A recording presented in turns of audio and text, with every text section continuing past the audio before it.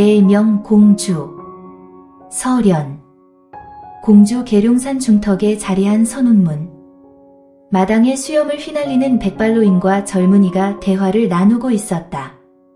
노인이 말했다. 이제 그만 내려가 보도록 하여라. 알겠습니다. 사부님.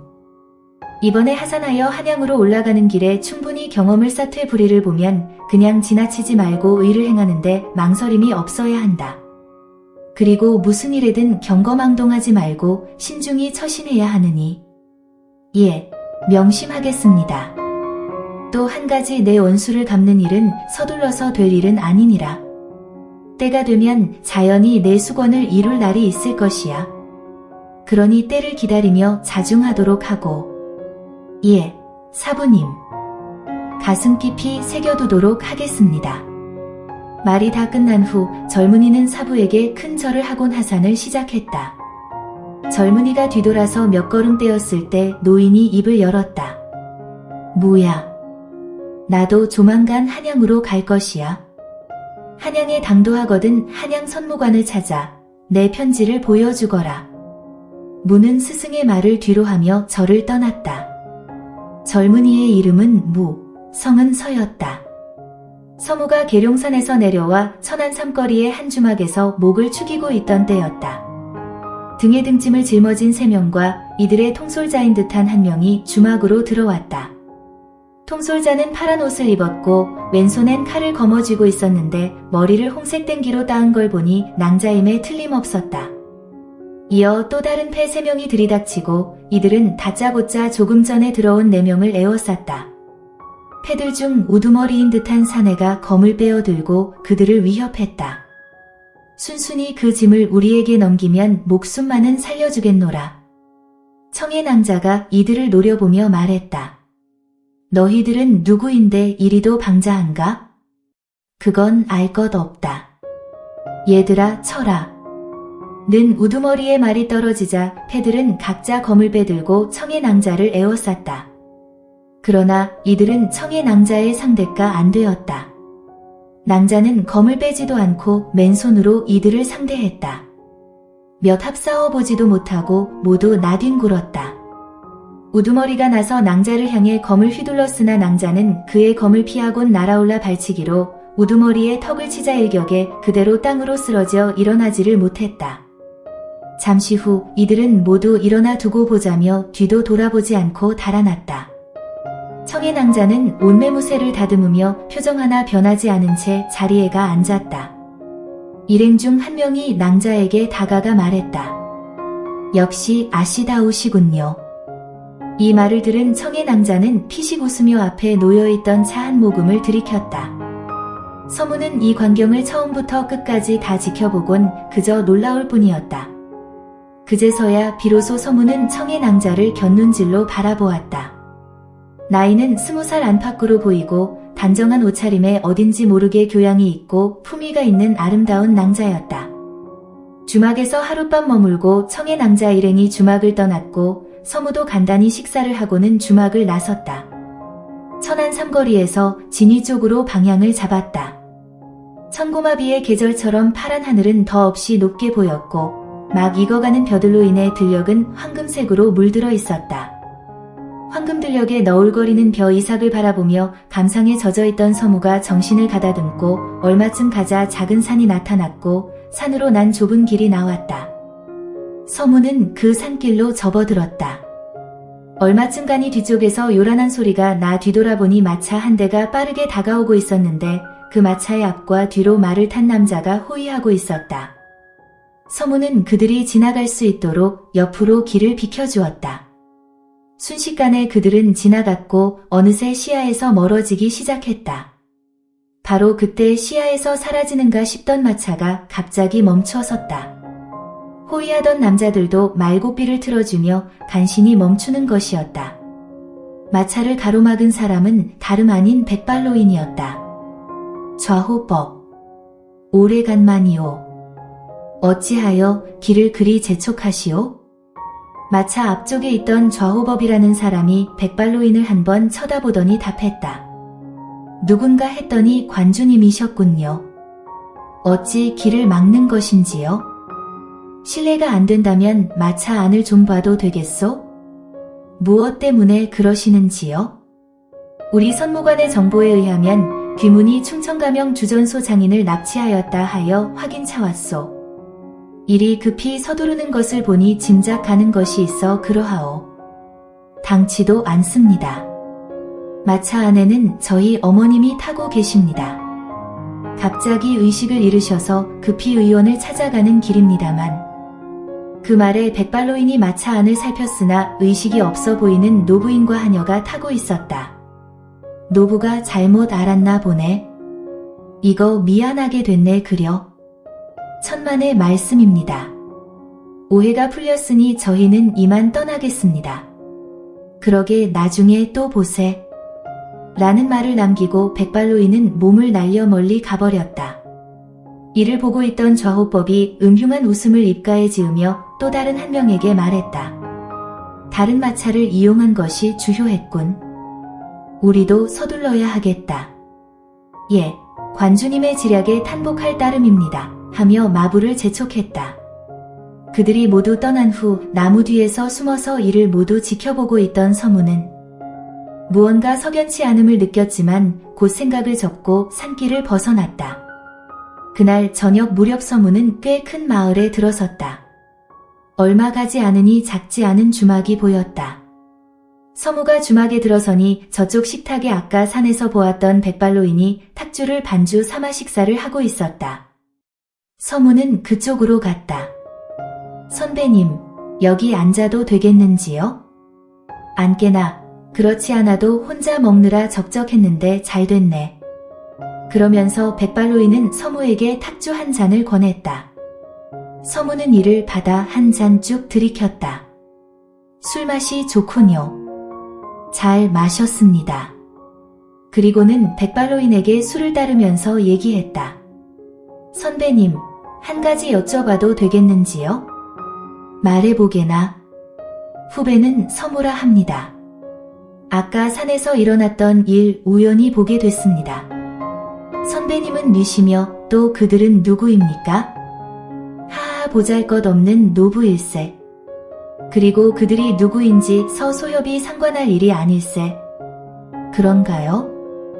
하기야 후배가 끼어들 일은 아닌 줄 압니다만. 하고 말하면서 서무는 젓가락으로 안주를 집어 입으로 가져가면서 다음 말을 꺼냈다. 그들 중 한 명이 말하길 다른 마차를 이용한 것이 주효했구나 알듯 모를 듯한 말을 하는 것을 들은 것 같아서 서무가 말을 다 끝마치기도 전에 백발로인은 자리에서 일어났다. 소협, 고맙네. 내 급한 일이 있어 먼저 일어나야겠네. 하고는 몸을 날려 순식간에 사라졌다. 그때였다. 옆자리에서 차를 마시고 있던 낭자가 서무 쪽은 쳐다보지도 않으면서 들으라는 듯이 말했다. 강호인 같은데 어찌 선무관주를 모르시나요? 서무가 소리가 나는 쪽을 바라보니 예쁜 묘령의 홍의를 입은 낭자였다. 서무는 마시던 술잔을 내려놓으며 홍의 낭자를 바라보며 말했다. 나 보고 하는 말씀이요? 그래요. 여기, 거기 말고는 없지 않나요? 낭자가 퉁명스럽게 대답했다. 그런가요? 그런데 소저 선무관주가 누구요? 강호가 처음인가요? 그렇소만. 그럼 뭐를 만도 하겠군요. 선무관은 한양에서 제일 가는 무예 문파이며 그 백발로인은 바로 현우명 관주시고요.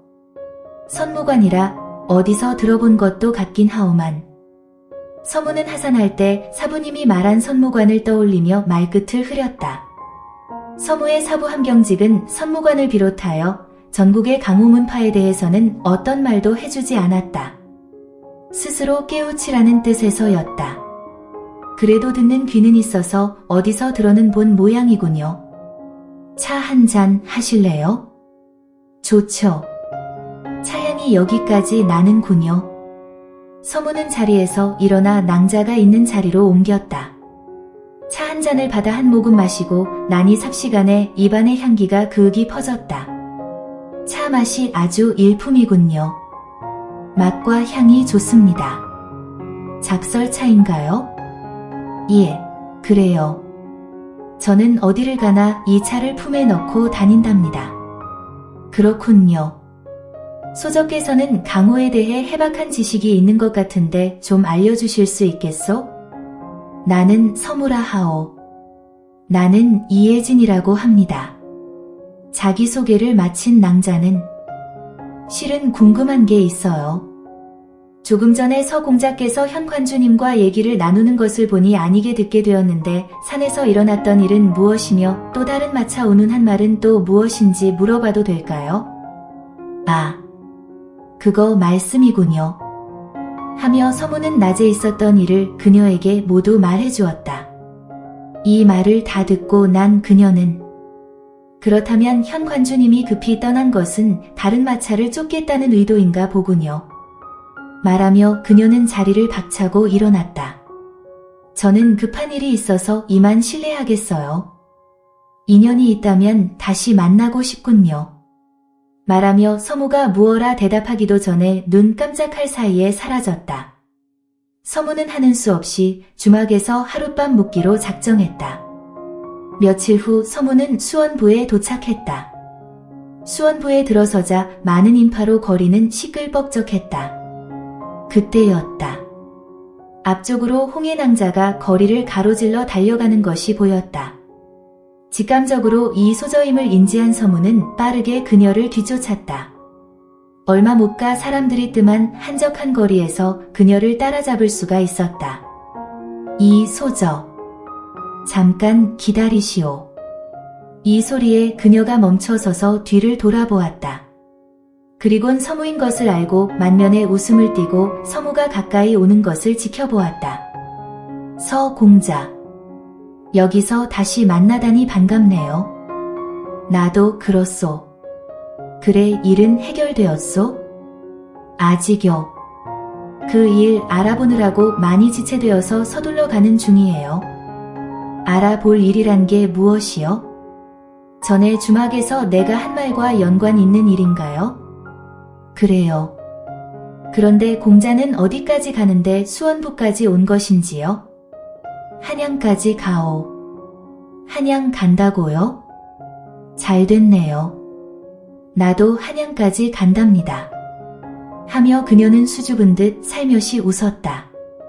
웃을 때 매혹적인 눈이 감기며 양쪽 볼에 보조개가 깊게 들어가니 그 모습이 참 앳되고 황홀할 정도로 예뻤다.